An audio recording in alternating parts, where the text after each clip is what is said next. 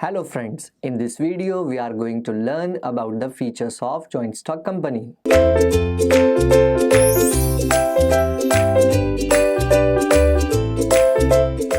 आज हम बात करने वाले हैं फीचर्स के बारे में जॉइंट स्टॉक कंपनी के। तो जॉइंट स्टॉक कंपनी की मीनिंग हमने लास्ट टाइम देखा था कि जॉइंट स्टॉक कंपनी एक वॉलंटरी एसोसिएशन है जिसको फॉर्म किया जाएगा किसी न किसी पर्पस के लिए। आज हम बात करने वाले हैं यहाँ पर features of joint stock company में। सबसे पहले फीचर्स के बारे में। फीचर्स में फर्स्ट पॉइंट दिया है वॉलंटरी एसोसिएशन। तो जॉइंट स्टॉक कंपनी एक वॉलंटरी एसोसिएशन है। वॉलंटरी एसोसिएशन में हम समझेंगे कि ये एक ऐसी कंपनी है जो वॉलंटरीली फॉर्म की जाएगी, यानी किसी पे कोई कंपल्शन नहीं होगा, कोई कंपलसरी नहीं होगा। यहाँ पर जो पर्सन चाहे आकर इसका क्या बन सकता है, मेंबर बन सकता है, क्योंकि जब भी कोई कंपनी शेयर्स बेचेगी तो वो शेयर्स ओपनली बेचा जाएगा, तो कोई भी पर्सन उस शेयर्स को क्या कर सकता है, खरीद सकता है। तो यहाँ पर किसी तरह का कोई डिस्क्रिमिनेशन नहीं होता। यहाँ पर कोई भी पर्सन आके क्या कर सकता है, वॉलंटरीली इसको एसोसिएट कर सकता है, मेंबर बना सकता है। दूसरी चीज, मेंबर बनने के लिए या फिर मेंबर में अपना इंटरेस्ट ट्रांसफर करने के लिए, शेयर ट्रांसफर करने के लिए किसी तरह की कोई रिस्ट्रिक्शंस नहीं है। यहाँ कोई भी कभी भी आकर मेंबरशिप ले सकता है और अपनी मेंबरशिप को टर्मिनेट भी कर सकता है या अपना शेयर किसी को ट्रांसफर कर सकता है। इसीलिए जॉइंट स्टॉक कंपनी एक वॉलंटरी एसोसिएशन माना जाता है। नेक्स्ट पॉइंट लिखा है इनकॉर्पोरेटेड एसोसिएशन। इनकॉर्पोरेट एसोसिएशन का मतलब इनकॉर्पोरेशन करना यानी रजिस्ट्रेशन करवाना। इनकॉर्पोरेट रजिस्ट्रेशन में हम बात करेंगे तो हमने डिफरेंट फॉर्म्स ऑफ ऑर्गेनाइजेशन के बारे में पढ़ा।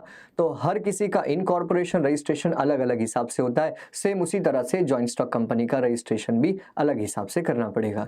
यानी हमें बात करनी है कि जॉइंट स्टॉक कंपनी को अगर स्टार्ट करना है तो स्टार्ट करने से पहले उसका रजिस्ट्रेशन कराना कंपलसरी है। तो जितनी भी जॉइंट स्टॉक कंपनी इंडिया में स्टार्ट होती है, चाहे वो पब्लिक कंपनी या प्राइवेट कंपनी के नाम से हो, वो सारी की सारी कंपनी को रजिस्ट्रेशन कराना कंपलसरी है।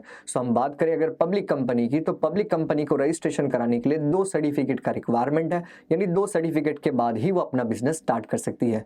पहला है सर्टिफिकेट ऑफ इनकॉर्पोरेशन और दूसरा है कमिटमेंट सर्टिफिकेट। तो certificate of incorporation joint stock company obtain करेगी यानी पब्लिक कंपनी, और उसके बाद सर्टिफिकेट ऑफ कमिटमेंट ऑब्टेन करेगी यानी रिसीव्ड करेगी। उसके बाद ही कोई भी पब्लिक कंपनी स्टार्ट हो सकती है।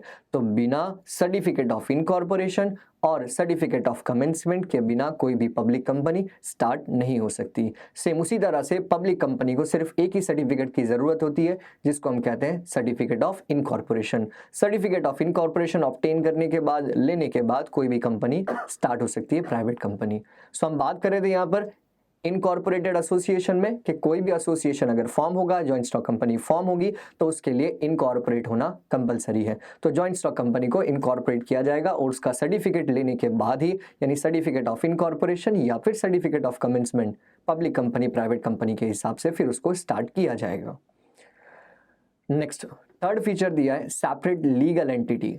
तो सेपरेट लीगल एंटिटी में अगर हम बात करें तो सेपरेट का मतलब अलग, लीगल एंटिटी यानी कानून की नज़र में एक separate legal entity joint stock company को माना गया।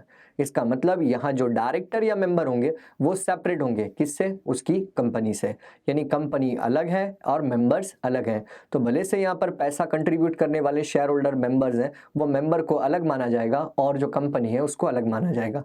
तो कंपनी को कानून की नज़र में लीगल स्टेटस अगर देखा जाए तो कानून की नज़र में उसका एक अलग स्टेटस माना गया। इसीलिए कंपनी कोई प्रॉपर्टी खरीद भी सकती है अपने नाम पर और कोई प्रॉपर्टी बेच भी सकती है। तो कंपनी अपने नाम पर यहाँ पर कोई भी तरह की प्रॉपर्टी को खरीद सकती है और कोई भी प्रॉपर्टी बेच सकती है। उसके साथ साथ अगर किसी तरह का कोई कॉन्ट्रैक्ट करना है तो कंपनी अपने नाम से ही कोई भी कॉन्ट्रैक्ट क्या कर सकती है, रजिस्टर कर सकती है उसको पूरा।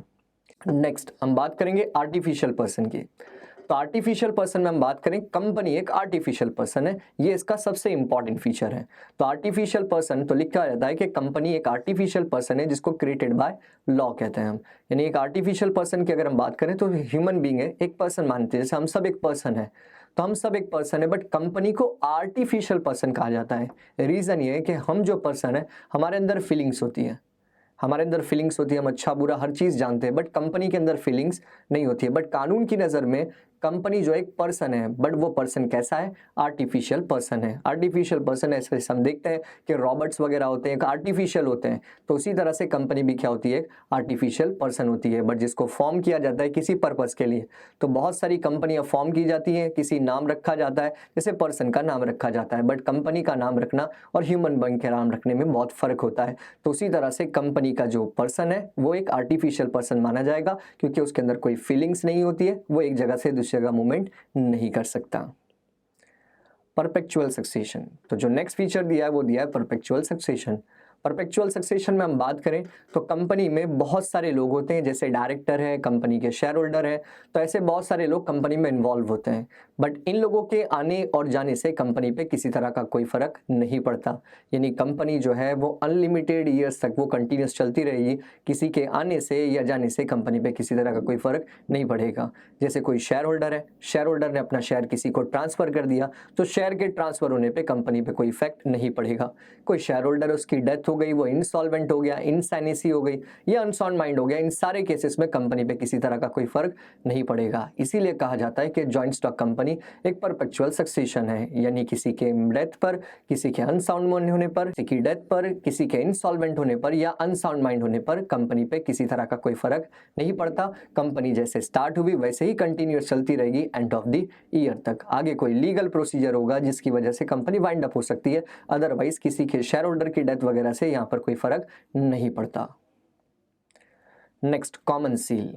तो जैसे हमने बात की कि कंपनी एक आर्टिफिशियल पर्सन है, यानी उसमें कोई एक्ट करने की, फीलिंग्स की, ये सब कोई चीज़ें नहीं होती। तो कंपनी क्या करती है, वो कोई खुद से कोई सिग्नेचर नहीं कर सकती, क्योंकि कंपनी के हाथ पैर तो होते नहीं है। तो जब कंपनी के हाथ नहीं होते तो कंपनी सिग्नेचर नहीं करती। तो कंपनी के सिग्नेचर के लिए हम क्या बनाते हैं? एक सील बनाते हैं, जिसको हम स्टैम्प कहते हैं। तो जैसे हमने देखा होगा, हमारे कॉलेजेस होते हैं या फिर स्कूल्स होते हैं, वहाँ पर हम लोग फीस वगैरह पेड करते हैं या कोई डॉक्यूमेंटेशन कराते हैं, तो वहाँ पर कॉलेज का क्या होता है? फिर एक स्टैम्प होता है। तो कॉलेज का स्टैम्प होता है, मतलब जो कॉलेज है या जो कंपनी है वो एक आर्टिफिशियल पर्सन है, वो खुद से क्या कोई सिग्नेचर नहीं कर सकती, खुद से कोई एक्ट नहीं कर सकती। इसलिए कंपनी के एक्ट को हम लोग क्या करते हैं, उसको परफेक्ट बनाने के लिए, लीगलाइज करने के लिए एक स्टैम्प बनाते हैं, जिसको कॉमन सील कहते हैं। तो जब भी कोई डॉक्यूमेंटेशन होगा तो उस पर क्या होगा? कंपनी की सील लगाई जाएगी और उसके बाद कम से कम 2 डायरेक्टर की साइन होगी और काउंटर साइन कौन करेगा? सेक्रेटरी। तो यहाँ पर एक कॉमन सील बनाई जाती है। क्यों? क्योंकि कंपनी जो है वो एक आर्टिफिशियल पर्सन है, वो खुद से कोई सिग्नेचर नहीं कर सकती। तो कंपनी के सिग्नेचर के बिहाफ में हमें एक कॉमन सील बनानी पड़ती है। वो कॉमन सील हर डॉक्यूमेंट में, जो लीगल डॉक्यूमेंट्स होते हैं उस पर अटैच करते हैं, अफेक्स करते हैं, और स्टैंप लगाने के बाद उस पर 2 डायरेक्टर और एक सेक्रेटरी की क्या होती है? साइन होती है, जिसके बाद वो लीगल डॉक्यूमेंट कंपनी का मान लिया जाता है। नेक्स्ट, लायबिलिटी की बात करेंगे, लिमिटेड लायबिलिटी। सो नेक्स्ट जो इंपॉर्टेंट फीचर्स है जॉइंट स्टॉक कंपनी में वो है लिमिटेड लायबिलिटी। सो अगर हम बात करें, यहाँ पर जितने भी शेयर होल्डर कंपनी में होंगे उनकी लायबिलिटी लिमिटेड है, but unpaid value of shares. तो यहाँ पर अनपेड अगर पेड अप वैल्यू है शेयर्स का, तो वहां तक उसकी लायबिलिटी क्या होगी? अनलिमिटेड। फॉर एग्जांपल, अगर किसी ने कंपनी का शेयर खरीदा, तो जब कंपनी का शेयर्स खरीदते हैं तो कंपनी एक ही साथ में पूरे पैसे नहीं लेती। कंपनी क्या करती है, वो जो अमाउंट कलेक्ट करती है उसको 4 पार्ट्स में डिवाइड करती है। जब शेयर्स का एप्लीकेशन दिया जाता है उस टाइम पे एक एप्लीकेशन मनी ली जाती है। जब कंपनी शेयर्स आपको अलॉट करती है तो अलॉटमेंट मनी ली जाती है, और ये 2 अमाउंट लेने के बाद कंपनी अपना बिजनेस रन करती है। अगर इन केस फ्यूचर में पैसे की जरूरत पड़ती है तो फर्स्ट टाइम कॉल करके आपसे पैसे मंगाएंगे या फाइनल कॉल करके पैसे मंगा लिए जाते हैं। यानी इन शॉर्ट सिर्फ इतनी बात कहना है कि कंपनी एक ही साथ में किसी भी शेयर होल्डर से इंटायर अमाउंट कलेक्ट नहीं करती, वो पैसे कुछ पार्ट्स में कलेक्ट करती है। तो जैसा हमने देखा कि कंपनी एक ही साथ में पूरा पैसा कलेक्ट नहीं करती, उसको पार्ट्स में कलेक्ट करती है। तो अगर कंपनी का अगर शेयर्स इशू किया गया और किसी शेयर होल्डर ने पार्ट्स में पेमेंट किया, यानी आधा पैसा भरा है आधा पैसा नहीं भरा है, तो जो अनपेड वैल्यू है, आपने जो पैसे पेड नहीं किए, उस केस में आपकी लायबिलिटी अनलिमिटेड होगी। बट बेसिकली अगर हम बात करें तो किसी भी केस में जो कंपनी में शेयर होल्डर की लायबिलिटी है वो लिमिटेड होगी, अगर उसने पूरे शेयर्स के पैसे दे दिए हैं। अगर शेयर्स के पैसे बाकी हैं तो उस केस में उस अमाउंट को उसे शेयर होल्डर को क्या करना पड़ेगा? पे करना पड़ेगा। सो अनलिमिटेड लायबिलिटी के केस में हमने डिस्कस किया कि जॉइंट स्टॉक कंपनी में जो लायबिलिटी है शेयर होल्डर की वो लिमिटेड है। क्यों लिमिटेड है? क्योंकि कंपनी अगर कोई बिजनेस परफॉर्म करती है तो उसमें सारे के सारे डिसीजन कौन लेगा? Board of directors. तो उसमें डिसीजन में किसी तरह का इन्वॉल्वमेंट शेयर होल्डर का नहीं होता।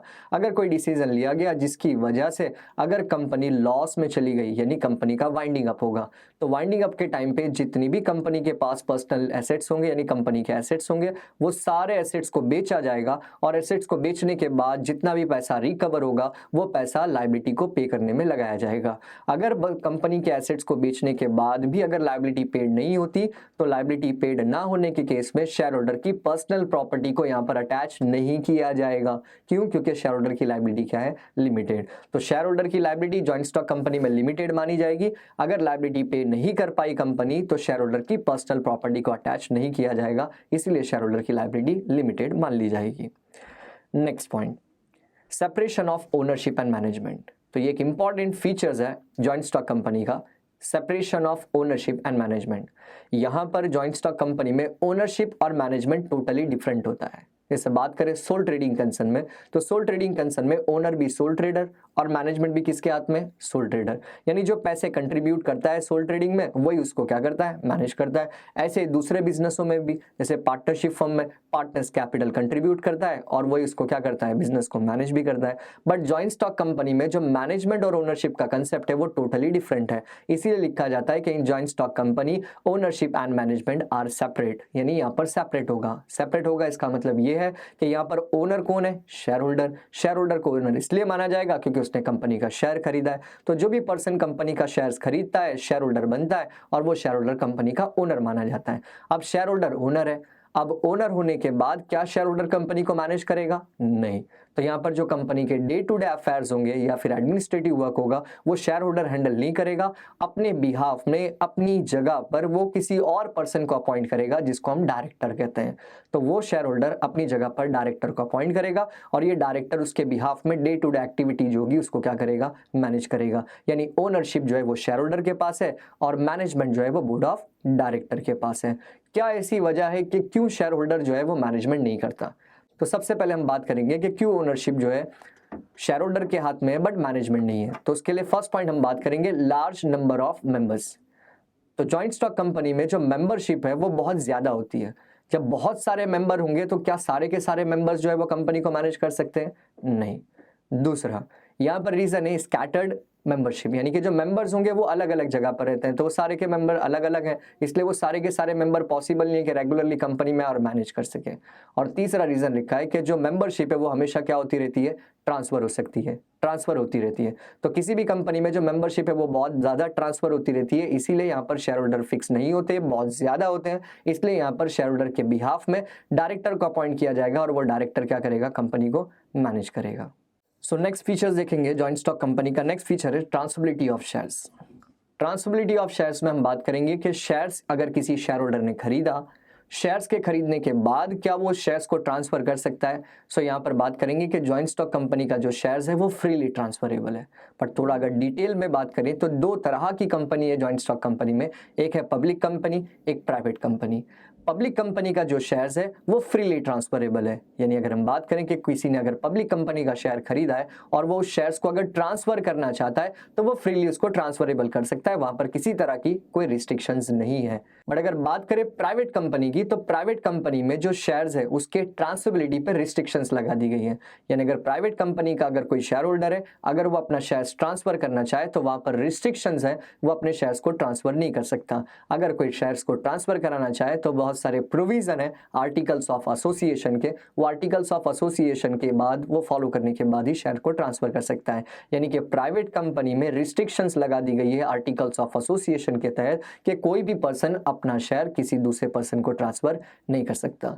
तो बात करें ट्रांसफरेबिलिटी में, पब्लिक कंपनी का शेयर फ्रीली ट्रांसफरेबल है बट प्राइवेट कंपनी का शेयर फ्रीली ट्रांसफरेबल नहीं है, वहां पर रिस्ट्रिक्शंस है आर्टिकल्स ऑफ एसोसिएशन की। नेक्स्ट फीचर्स की बात करेंगे तो नेक्स्ट फीचर्स है नंबर ऑफ मेंबर्स। अगर हम बात करें नंबर ऑफ मेंबर्स की तो जॉइंट स्टॉक कंपनी में नंबर ऑफ मेंबर कितने होंगे? तो सबसे इंपॉर्टेंट फीचर तो यही है जॉइंट स्टॉक कंपनी का नंबर ऑफ मेंबर। तो हम बात करेंगे दो तरह की कंपनियों के नाम से, एक पब्लिक कंपनी, एक प्राइवेट कंपनी।